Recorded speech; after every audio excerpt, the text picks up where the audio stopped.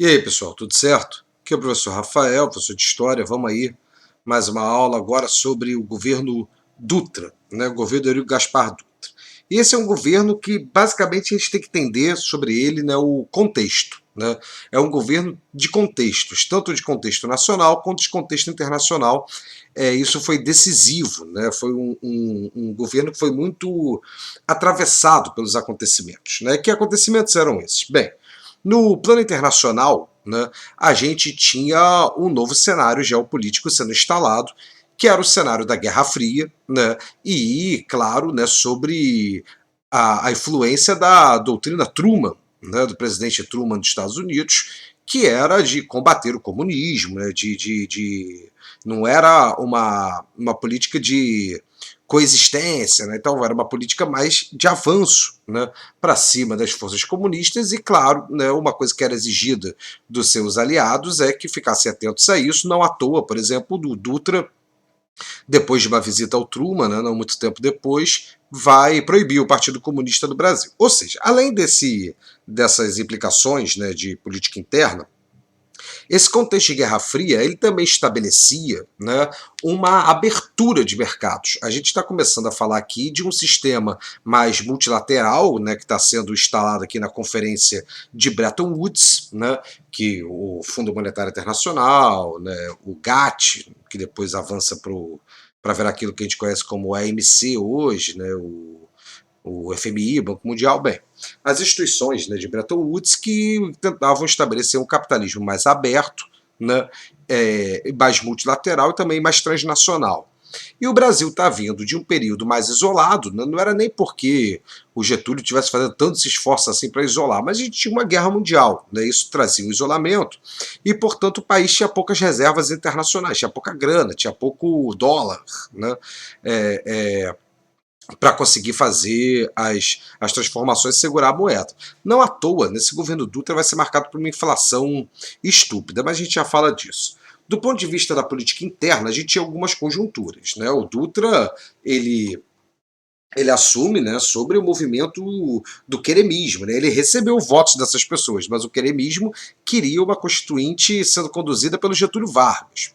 Tudo bem, isso não ia acontecer, acabaram elegendo o Dutra, e, claro, a primeira obrigação, né, era botar a Constituição, né, instalar uma nova Constituição, abrir uma Assembleia Nacional Constituinte para poder superar a Constituição polaca, que, claro, não ia poder continuar em vigor. E Dutra faz isso, né? Dutra faz isso. O PCB ainda estava na legalidade nesse momento, pôde correr, né, concorrer à Constituinte, participou, a gente vai ter deputados comunistas, né, nessa Constituinte, claro, uma minoria da minoria, mas teremos lá, mas depois tá, o Partido Comunista vai ser proibido. A gente vai ter um cenário, né, de polarização política entre a UDN e o PTB, e o Dutra era um cara do PSD. Né? Então ele está sendo pressionado por dois lados, né? Por uma política mais industrial trabalhista identificada com o varguismo, com uma política mais francamente liberal defendida pela UDN. Então ele tinha, né, uma base, porque o PSD era um partido estabilizado, né, era um partido de elites tradicionais, né, mas a conjuntura empurrava, eram muitas pressões de tudo quanto é lado. A Constituição foi feita, então essa Constituição tem algumas coisas que você tem que saber sobre ela. É uma Constituição liberal clássica, então três poderes, independente, o legislativo bicameral, Senado e Câmara, um representando o Estado, outro representando a proporcionalidade da população dos Estados. Né? A gente vai ter um Estado laico, e basicamente é o seguinte, essa Constituinte, todo mundo encarou ela assim, olha, a gente está vindo de um regime, né, centralizado e corporativista, então a gente vai desmontando essas coisas, né, vai desmontando essas instituições corporativistas.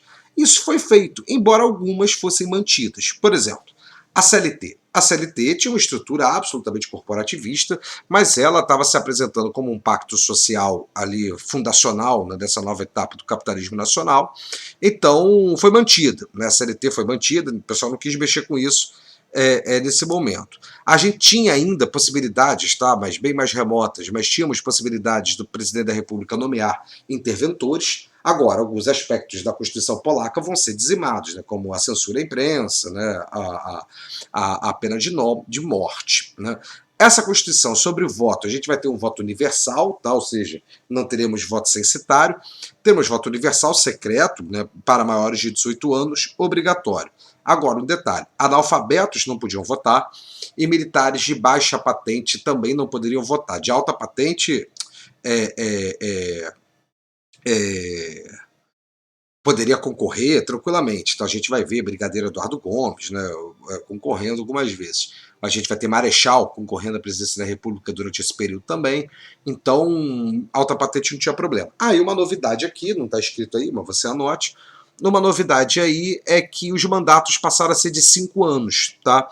Isso é uma mudança. E outra coisa que vai ser importante, vai ter muita relevância política, vai ser que a presidência da República vai ser eleita em separado da vice-presidência. Você vota numa cédula, né, para presidente, na outra para vice-presidente. O presidente não carregava o vice. Professor, isso tem tudo para dar problema? É óbvio que tem tudo para dar problema e vai dar problema. Tá? Já guarda essa informação aí, porque vai dar problema. Agora, do ponto de vista da economia, é curioso, né? Porque o Dutra, ele se elegeu, né, e ele começa a governar os 2 primeiros anos dele, é sob uma plataforma que era uma espécie de transição de um nacionalismo econômico praticado pelo Vargas para o nacional desenvolvimentismo representado pelo Plano SALT, né? Saúde, alimentação, transporte e energia. O que seria isso? Seriam investimentos estatais nesses setores de infraestrutura, né, até para poder receber empresas internacionais, né, você ter estrutura para isso. Era um rascunho ali de um nacional desenvolvimentismo, mas que nunca saiu do papel e o Brasil, inclusive, perdeu muitas reservas internacionais nesse processo. Você não tinha como implementar isso, não tinha grana para fazer isso, né, não tinha grana para fazer isso, e também não tinha uma política industrial mais nacionalista, mais agressiva nesse sentido. E as pressões eram enormes. Você não poderia fazer alguma coisa de muito diferente do receituário que estava sendo proposto por Bretton Woods. Então ele termina, né, governando com um governo liberal, né, abandona esse plano SALT, vai adotando um receituário liberal, dá 2 ministérios para a UDN, né, termina governando com a UDN e vai sofrer um processo grave de superinflação e redução ainda mais dramática das reservas. Agora, 2 instituições aqui foram criadas, né, que elas vão ter maior relevância em governos mais para frente, tá?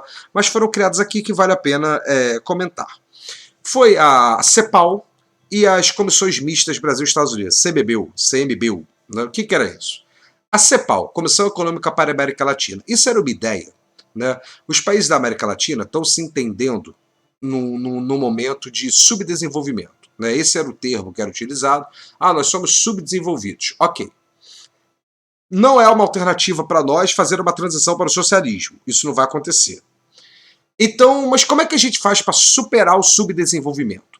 Então, essa Comissão Econômica para a América Latina vai reunir uma série de pensadores, tá? 2 muito notáveis, Raul Prebisch e o Celso Furtado, e vão começar a pensar, vão começar a traçar caminhos desenvolvimentistas para a América Latina, ou seja, um capitalismo, mas tentando se aproximar mais do centro do capitalismo, ao invés de ficar tão periférico nesse capitalismo.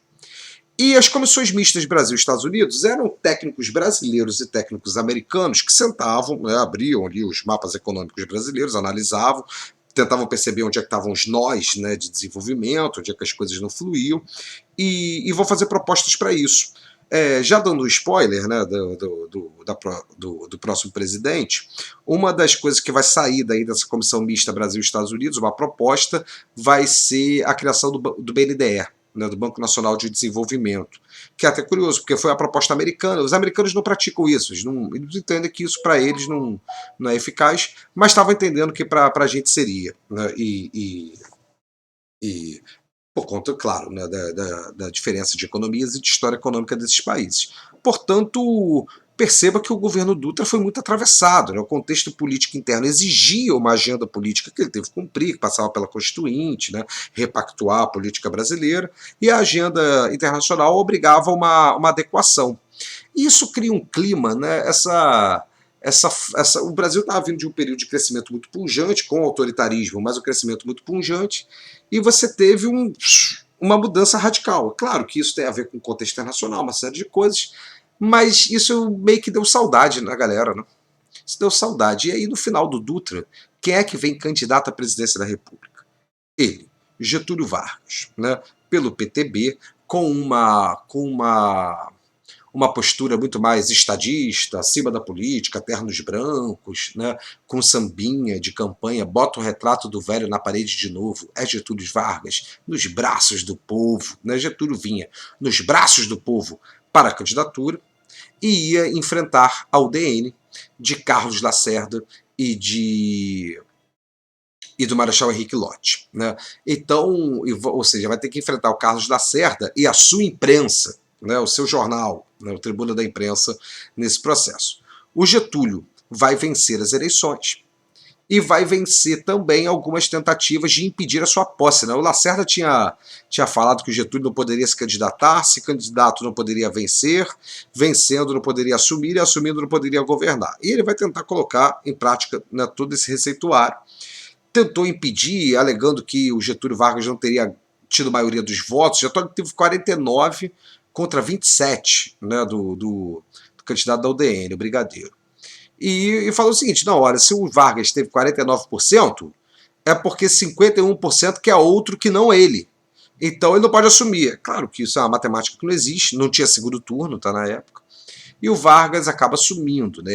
O clube militar ainda não estava francamente a favor de derrubar o Vargas, então o Vargas acaba sumindo. E aí é uma outra história que a gente vê numa próxima aula. Tranquilo, Xambim? Um abraço e até mais.